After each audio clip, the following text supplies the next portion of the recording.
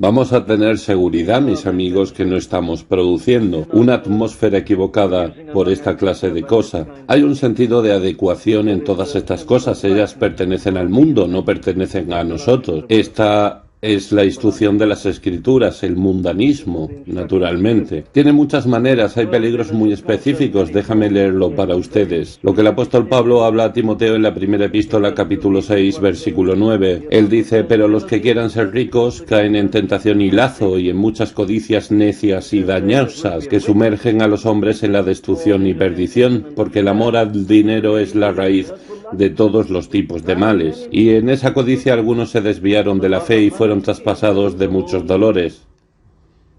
Mas tú, oh hombre de Dios, huye de estas cosas. Primera de Timoteo, capítulo 6, versículos del 9 al 11. Ahora entienda claramente eso. Es el amor al dinero que él está condenando. El dinero en sí solo no es malo, si un hombre lo usa adecuadamente como un mayordomo del Señor Jesucristo. Pero en el momento en que el hombre empieza a amarlo, yo soy viejo lo suficiente para decir que ya vi muy buenos hombres que se pierden en este punto. El amor al dinero se apoderó de ellos, y una vez que eso ocurre, hay siempre una caída de la temperatura espiritual, siempre pierdes algo de tu vigor espiritual. Yo sé de casos de hombres que se convirtieron de una vida muy pecaminosa y por causa de su conversión pasaron a dar atención a los negocios y a sus trabajos y se levantaron y tuvieron éxito. Y yo tuve la infeliz experiencia de verlos cayendo en esta trampa. Antes ellos tiraban el dinero fuera, ahora ellos empezaron a amarlo. ¿Ves? Está siempre caminando entre extremos. Aquí está otro. Y esta es otra causa de pérdida de vigor espiritual y energía y del fortalecimiento en el Señor y en la fuerza de su poder. La atmósfera debilitante de la respetabilidad. Esta es una condición muy común en la Iglesia. Yo a veces me pregunto si este no es el mayor problema en los días actuales. Las estadísticas prueban claramente que por alguna razón el cristianismo hoy no está alcanzando las clases trabajadoras de este país. ¿Por qué no? Pienso a veces si no es porque estamos dando la impresión que sea solamente para las respetables clases medias, baja clase media y alta clase media. Vamos a examinarnos al respecto. ¿Estamos con miedo del espíritu? ¿Somos culpables de apagar el espíritu? ¿Estamos con miedo de la vida, vigor y poder? ¿Respetabilidad? ¿Cuán frecuente yo he visto esto? Hombres que empezaron con fuego se convirtieron solamente en cristianos respetables y agradables, totalmente inútiles, sin ninguna energía, vigor y poder. Permíteme nuevamente ilustrar eso a partir del ministerio. Yo conocí muchos hombres que iniciaron en el ministerio sin dudas, llamados por Dios, con pasión por las almas y poder en la predicación. Los vi terminando solo como buenos pastores. Buenos visitadores, visitación es parte del ministerio pastoral. Pero si un hombre se convierte solo en alguien agradable, un buen pastor, un buen hombre para recibir en casa, para tomar una taza de té como un buen pastor, ¡qué tragedia que un profeta termine solo como un buen hombre y un buen pastor! Bien, ¿ves? Aquí estamos nosotros, siempre caminando entre estos peligros terribles. Pero no hay nada que pueda ser tan debilitante como este tipo de atmósfera agradable y de respeto, en la cual tenemos miedo de prácticamente cualquier cosa y, sobre todo, con miedo del poder del Espíritu Santo, apagando el Espíritu. Bien, puedes ver que hay infinitas aplicaciones de eso. Este es ciertamente el plano de fondo y la base lógica de la enseñanza en 2 Corintios 6, sobre no unirse a un yugo desigual con un incrédulo, que se aplica ciertamente al casamiento y solamente al casamiento. Es por ello que un cristiano no debe casarse con un incrédulo. Él se pone a sí mismo en una atmósfera equivocada, que está a punto de agotar su energía espiritual y vitalidad. Es inevitable.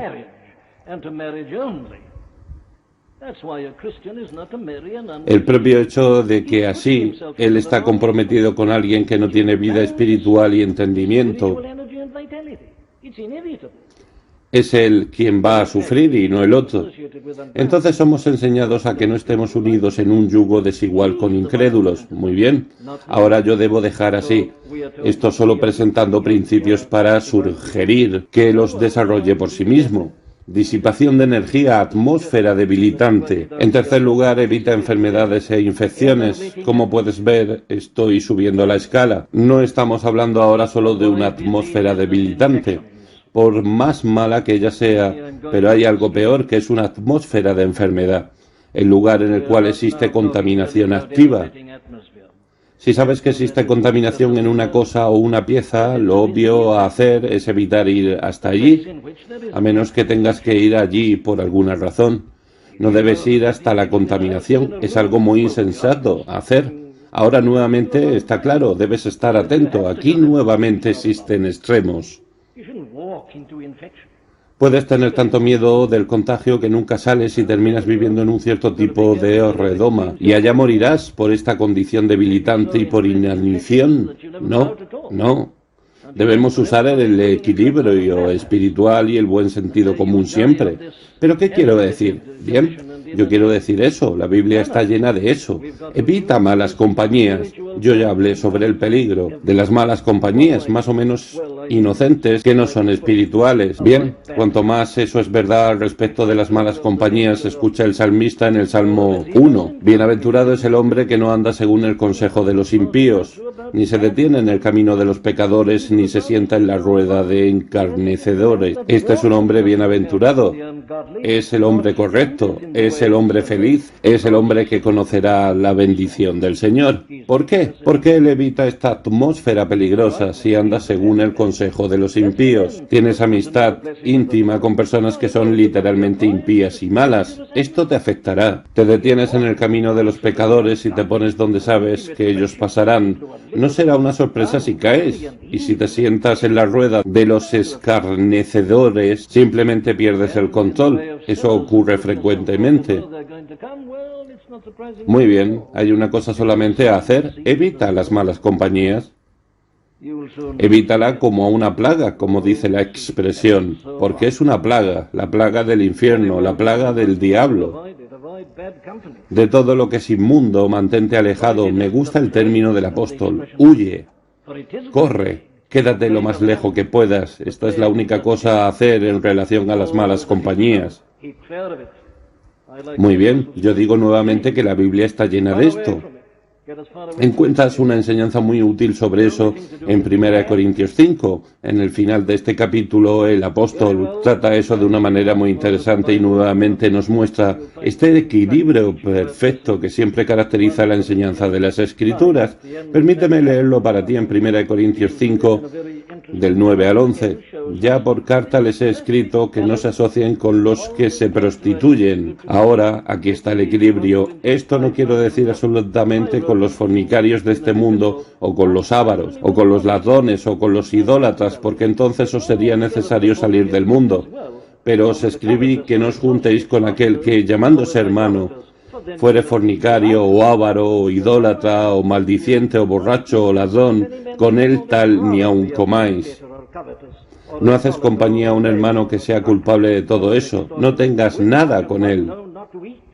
Pero observe el equilibrio en la manera como él pone, bien, ya tenemos la misma enseñanza.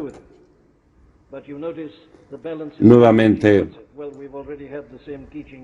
en el capítulo 5 de la epístola a los Efesios, donde él pone de la siguiente manera, empezando la lectura en el versículo 8, porque en otro tiempo erais tinieblas, mas ahora sois luz en el Señor, andad como hijos de luz. Versículo 10, comprobando lo que es agradable al Señor y no participéis en las obras infructuosas de las tinieblas, sino más bien reprendedlas, porque vergonzoso es un hablar de lo que ellos hacen en secreto. Muy bien, no tengamos nada que ver con ellos, ni siquiera hablemos con respecto a ellos. Y si recuerdas de aquella terrible advertencia en el final de la epístola de Judas, en el versículo 23, él está hablando a ellos cómo ayudar a algunos y él dice, tened misericordia usando el discernimiento. Pero este es el versículo 23. Y salvad a algunos con temor, arrebatándolos del fuego, aborreciendo aún la ropa contaminada por su carne. Necesitas tener mucho cuidado, tienes que ayudar a estas personas, pero tenga mucho cuidado como estás ayudando para que ellos no te arrastren ni te contaminen. Algunos hablan sin dudar, pero nuestro Señor era amigo de publicanos y pecadores. Sí, pero nunca te olvides que Él era el Señor. Muchos hombres actuando así de manera insensata e irreprensible terminaron siendo arrastrados para la posición del publicano y el pecador. Pero si actúas aborreciendo aún la ropa contaminada por la carne, no habrá peligro. Muy bien, evite estas compañías. En segundo lugar, evite malas lecturas. Y ahora yo me refiero a lecturas en general. Lecturas contaminadas. Hay muchos absurdos siendo dichos a este respecto en los días de hoy, que cristianos deben leer este tipo de inmundicia para poder ayudar a las personas. Absurdo. No necesitas sumergirte en la basura para poder entender algo sobre él y lidiar con él. Hay enseñanza suficiente sobre todo ello en las Escrituras. No necesitas leer esta literatura. Ella es mala, ella es contaminante. Entonces no leas, ya sea en los libros o en los periódicos. ¿No encuentras eso en tu propia experiencia? Leer ciertas cosas te hace mal, no las leas. Si percibes constantemente que como resultado de la lectura del relato de algún diario sobre divorcio o algo semejante, que esto te lleva a la tentación de manera más aguzada, bien, no leas este tipo de cosas, es la única cosa a hacer, evita eso, elimina eso, compra otro tipo de periódico si es necesario, pero que no muestre esas cosas. Lo más correcto solamente dedica algunas líneas al asunto y dice que tal veredicto fue pronunciado. No necesitas saber los detalles, no ganas nada. En verdad siempre sufres alguna pérdida como resultado de leer eso. El apóstol pone de la siguiente manera en Romanos 13:14: no proveáis para los deseos de la carne. Si alimentas la carne, no te sorprendas si caes en sus tentaciones y deseos. No ofrezcas nada a la carne. Tengamos atención con nuestras lecturas en general. No solo eso, en tercer lugar, vigila tus pensamientos e imaginaciones. Huye de las pasiones juveniles. Segunda de Timoteo 2:22. Este es el punto en que se debe vigilar el primer pensamiento, la primera imaginación. Huye, escapa, deja eso, para con eso. Pensamientos e imaginaciones pueden ser perversas. Y nosotros debemos evitarlas como una verdadera plaga. Pero permíteme mencionar otra cosa, y yo lo hago particularmente esta mañana. Esto es algo que muchos están llamando de domingo de la Biblia. No me gustan estos términos. Todo domingo es domingo de la Biblia. Yo pienso que ellos intentan llamar la atención para el trabajo de la Sociedad Bíblica Británica y extranjera, quizá en particular. Si es así, entonces todo bien, pero estos términos son tan insensatos. Domingo de la Biblia. No puedes ver un domingo sin la Biblia. La Biblia es el centro y el corazón de todo domingo, pero ahora, como ellos están hablando sobre todo ello, bien, vamos a mirar este asunto que estamos tratando a partir de este punto de vista. Yo estoy hablando sobre la prevención de enfermedades y de contaminación, y hay una gran necesidad de alerta sobre ello en conexión con la Biblia. Y hay grandes enseñanzas sobre eso en la propia Biblia. Hay muchas personas hablando en el domingo de la Biblia que no creen en la Biblia como la palabra de Dios. Evítalas. Yo digo, no tengo nada con ellas. Ellas te causarán daño. Ellas tomarán de tu energía espiritual. Te hará enfermo nuevamente. ¿Cuán frecuente eso ocurre? ¿Cuán frecuentemente hemos visto jóvenes verdaderamente convertidos, llenos de pasión por las almas y celo y entusiasmo? Ellos van a un seminario teológico y vuelven simplemente inútiles. ¿Qué les ocurrió? La fe de ellos en la palabra de Dios fue minada. Esto es enfermedad y contaminación y necesita ser evitada. Vea el daño que eso hace, vea la destrucción que tantas veces ya produjo. Estoy hablando sobre la actitud en relación a las Escrituras. Esta enseñanza de que el hombre, con su razón, es capaz de decir lo que es cierto y lo que es incierto. Él cree en eso, sobre el Señor, y no cree en aquello.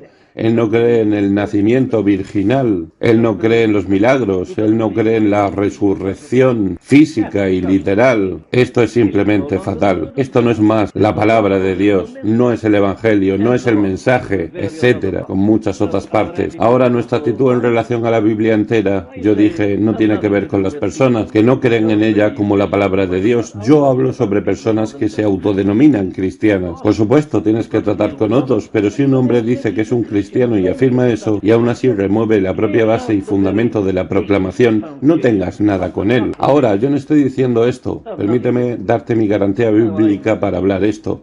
Escucha a Juan en la segunda epístola. Esta es la forma como él pone esto.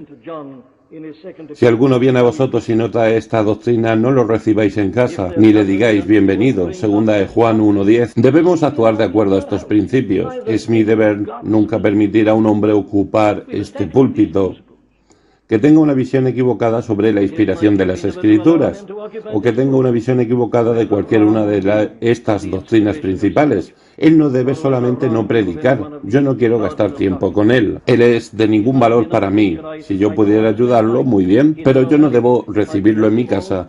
Yo no debo ser amigable con un hombre así. Yo debo mostrar que hay una diferencia fundamental entre nosotros. Ahora, ciertamente, no hay nada que sea tan fatal para el vigor, energía y poder espiritual que esta actitud equivocada en relación a la palabra de Dios y en relación a sus doctrinas en particular. Es por ello que el apóstol escribió en la primera epístola a los Corintios, capítulo 15,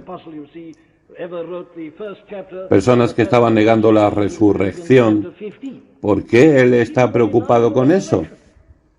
Él dice que malas compañías corrompen buenas costumbres. La vida estará equivocada si la doctrina estuviera equivocada. Y yo no dudo en afirmar nuevamente que la causa principal de la condición de la Iglesia cristiana hoy es el alejamiento de la convicción en la inspiración divina de las Escrituras sagradas y su autoridad final en todos los temas de fe y conducta. No hay duda sobre eso.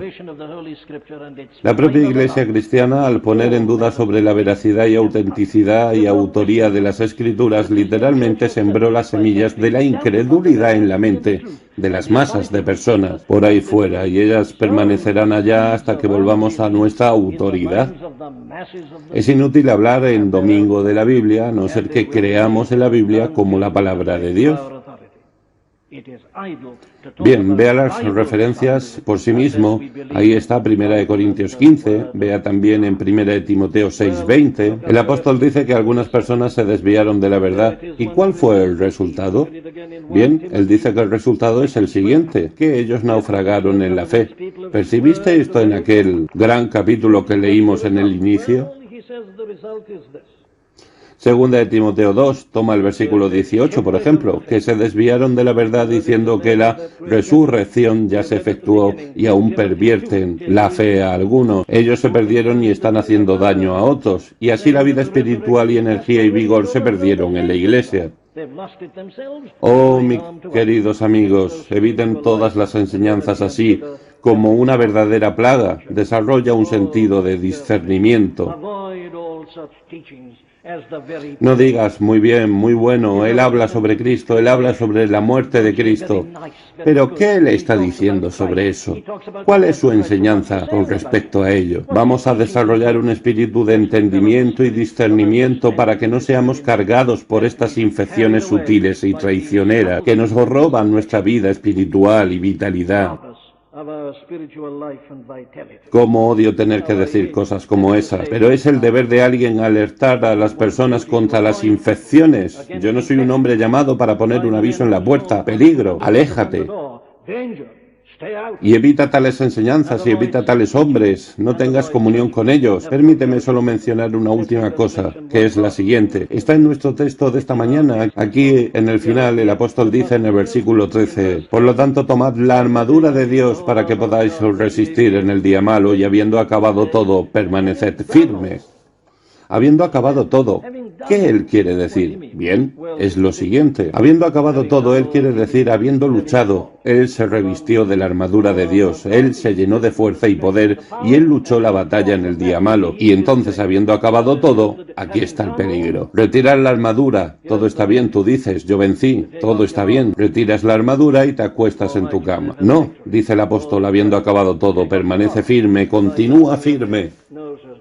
No te relajes, mantén el terreno, dice Martín Lutero a este respecto. Mantén el terreno, siempre estás en servicio en la vida cristiana. No te puedes relajar nunca, no hay nada como feriado en el reino espiritual. Ten cuidado con el exceso de confianza, porque tuviste una gran victoria, dices, yo estoy bien, retiras tu armadura, retiras partes de ella, te sientas, descansas, relajas, no, no. Escucha Pablo, 1 Corintios 10:12, aquel, pues que piensa estar firme, mire que no caiga, nunca te relajes, nunca cedas espacio habiendo acabado todo. Continúa firme. Mantén la posición. Este es un peligro terrible. Yo creo que es uno de los peligros actuales. Escucho muchos evangélicos insensatos diciendo, estamos esperando en el camino, las cosas están yendo bien, ellas están. ¿El estado de la iglesia indica eso? ¿El estado del mundo indica eso? No, no. Muchos hombres fueron derrotados después de sus mayores victorias. Él insensatamente retiró la armadura y se sentó para descansar y tener un momento de tranquilidad. Habiendo acabado todo, continúa firme. En todo momento quédate alerta y siempre listo para esta sutil calma. Que Dios nos dé gracia para aplicarnos alguna de estas cosas a nosotros mismos. En verdad, para aplicarnos todas ellas. Estas son las cosas a evitarse. Porque si no se evita, rápidamente perderás tu fuerza, te convertirás en cojo y débil, incluso como ocurrió a un hombre como Sansón, cuando él cayó en algunas de las trampas y celadas que yo estuve mencionándoles, él perdió la fuerza, ¿recuerdas? Porque no fue lo suficientemente cuidadoso con las compañías que mantuvo. Que Dios nos preserve, que Dios nos dé gracia y sabiduría para aplicar estas cosas.